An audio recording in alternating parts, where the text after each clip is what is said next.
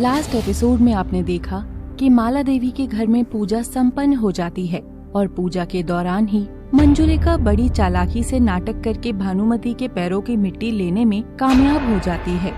रात में प्रियतारा जब भाग्यश्री की मेहंदी लगा रही थी तो मंजुलिका ने भाग्यश्री को काम करने के लिए बुलाया और उसे मेहंदी वाले हाथ धोने को कहा।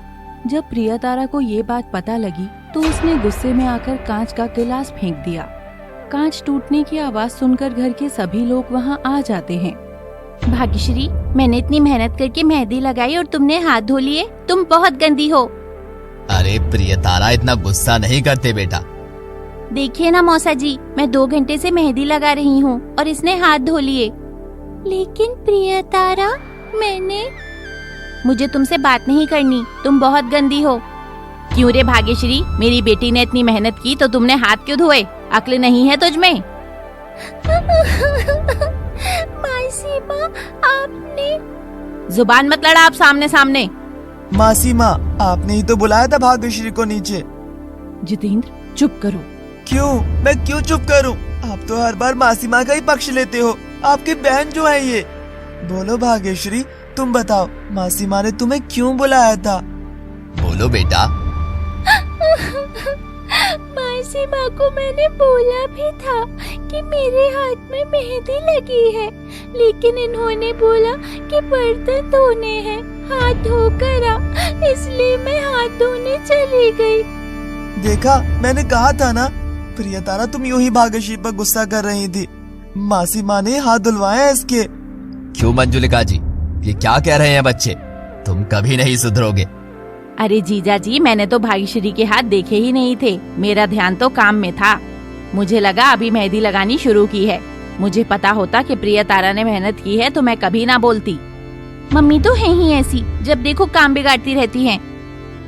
अरे बस भी करो अब। चलो बच्चों, सब जाओ अपने कमरे में। नरसिंह देव और बच्चे अपने अपने कमरे में चले जाते हैं। देखा तेरी बहू का हाल, जीजा जी के सामने बेइज्जती करवा दी मेरी। तो आप भी कौन सी कम है दीदी? जब भाग्यश्री कह रही थी कि प्रियतारा उसके हाथ पर मेहंदी लगा रही है तो आपको जरूरी था क्या उसके हाथ धुलवाने? आपको पता नहीं है क्या कि आपकी बेटी कितनी नकचड़ी है? अब तू भी मुझे ही गलत कह रही है। हद है, कहीं तुझ पर भी तो टोना नहीं कर दिया। बस भी करो दीदी, छोड़ो, चलो खाना तैयार करते हैं। अपने बहू बेटे तो संभलते नहीं है तुझसे, ऊपर से मेरी बेटी को नकचड़ी कह रही है। तुझे तो मैं देख लूंगी भाग्यश्री। दोनों फिर से काम में लग जाती हैं। घर पर माला देवी, मंजुलिका और प्रियतारा होते हैं। दीदी, आज सोनार के पास जाकर आऊंगी, उसने बना दी होंगी गुड़िया। कल फिर बाबा के पास चलेंगे। कौन सी गुड़िया मासी? आपने गुड़िया बनवाई है मेरे लिए? वाह! अरे चुप कर, खेलने वाली गुड़िया की बात नहीं कर रहे, और बड़ों के बीच में बच्चे नहीं बोलते। चल जा अब यहाँ से, खेल जाकर। जब देखो डांटती रहती हो, मुझे नहीं रहना यहाँ, मैं फिर से बुआ के घर चली जाऊंगी। प्रियतारा वहाँ से चली जाती है। माला देवी भी सुनार के पास चली जाती हैं। भाई साहब, मैंने जो ऑर्डर दिया था वो बन गया है क्या? हाँ बहन जी, अभी लाता हूँ। ये देखो बहन जी, कैसी लगी बताओ? बहुत अच्छी है, ऐसी ही चाहिए थी मुझे। पैक कर दो इसे। ठीक है बहन जी। ये लो, आपके पूरे पैसे आ गए हैं अब। माला देवी गुड़िया लेकर घर आ जाती हैं और मंजुलिका को दिखाती हैं। अरे वाह, गुड़िया तो बहुत अच्छी बनाई है इसने। कौन से सुनार के पास गई थी? उसी से बनवाई है क्या जिससे हम गहने बनवाते हैं? अरे नहीं दीदी, उससे बनवाती तो वो तो साथ के ही साथ जितेंद्र के पापा को फोन करके बता देता। अच्छा, फिर ठीक है। दीदी, ये सब आप अपने कमरे में रख लो कहीं, मैं मेरे कमरे में नहीं रख सकती। हाँ, कोई बात नहीं, मेरी अलमारी तो कोई भी चेक नहीं करता। मंजुलिका दोनों गुड़िया लेकर अपने कमरे में चली जाती है और अलमारी में रख देती है। भाग्यश्री, जल्दी से कपड़े बदल लो, खाना खा लो, फिर एक चीज दिखाऊंगी मैं। अच्छा, अभी दिखाओ ना, क्या दिखाना है? श्श्श, धीरे बोलो, बताना नहीं किसी को। खाना खाने के बाद, ठीक है? ठीक है प्रियतारा। दोपहर में सब खाना खा लेते हैं और अपने अपने कमरे में होते हैं। प्रियतारा फिर भाग्यश्री के कमरे में जाती है और उसे बाहर बुला कर ले आती है। हाँ, अब बताओ प्रियतारा, क्या दिखाना था तुम्हें? चलो छत पर। अरे इस वक्त छत पर? हाँ चलो तो। चलो अब आंखें बंद करो। लो कर ली। अब खोलो, ये देखो। वाह, ये तो बहुत सुंदर है। तुम कहाँ से लाई ये दोनों गुड़िया? अरे ये मैंने ही लाई, ये तो माला मासी ले आई थी।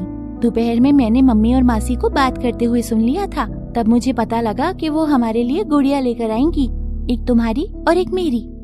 अच्छा, ये गिफ्ट है हमारे लिए? फिर तो उनको थैंक यू भी बोल कर आती हूँ मैं। अरे नहीं नहीं, ये तो उन्होंने अपनी अलमारी में छुपा कर रखी थी, मैंने चुपचाप जाकर निकाल ली। अभी तो मेरी मम्मी को पता ही नहीं है कि मैंने ये गुड़िया उठा ली, तुम भी मत बताना।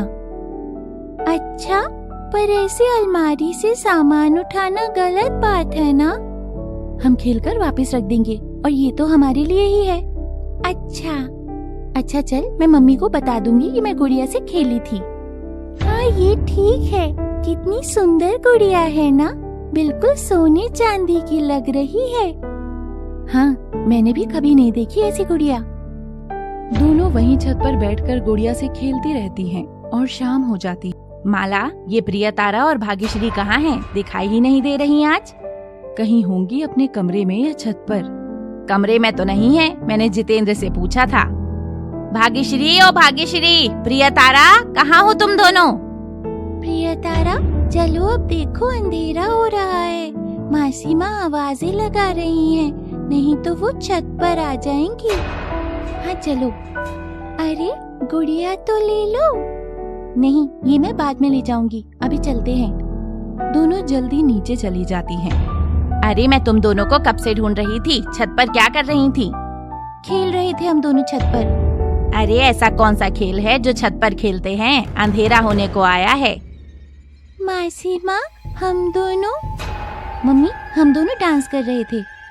अच्छा, तो भाग्यश्री तुम तो इस घर की बहू हो, तुम्हें दिख नहीं रहा था कि रात हो रही है? थोड़े हाथ पैर भी चला लिया करो, कोई काम भी करवा लिया कर। हैं? रोज रोज काम के लिए आमंत्रण दूं क्या तुझे? नहीं मासी माँ, कल से मैं खुद ही आ जाऊंगी। चल अब रसोई में बहुत काम पड़ा है। सब लोग डाइनिंग टेबल पर खाना खा रहे हैं। थैंक यू माला मासी। अरे क्यों बेटा? हाँ मम्मी जी, थैंक यू। अरे पर हुआ क्या? तुम दोनों मुझे ऐसे क्यों कह रही हो? मैंने तो कुछ भी नहीं किया। अरे ऐसा तो नहीं हो सकता माला, कुछ तो किया तुमने, तभी बच्चियों ने तुम्हें थैंक बोला है। हाँ माला, बता भी क्या किया है ऐसा? अरे माँ, आप क्यों पूछ रही हैं? आपको तो सब पता ही है। नहीं, मुझे तो कुछ भी नहीं पता। चल भाग्यश्री, बता ही देते हैं इनको। इसके लिए मंजुलिका और माला की आंखें फटी रह जाती हैं। दोनों बहुत हैरान परेशान हो जाती हैं। अगले एपिसोड में हम देखेंगे कि माला देवी और मंजुलिका इस स्थिति को कैसे संभालती हैं। क्या उन दोनों की ये सारी बात नरसिंह देव को पता लग पाएगी? जानने के लिए देखते रहिए बाल विवाह का एपिसोड 29। Thanks for watching.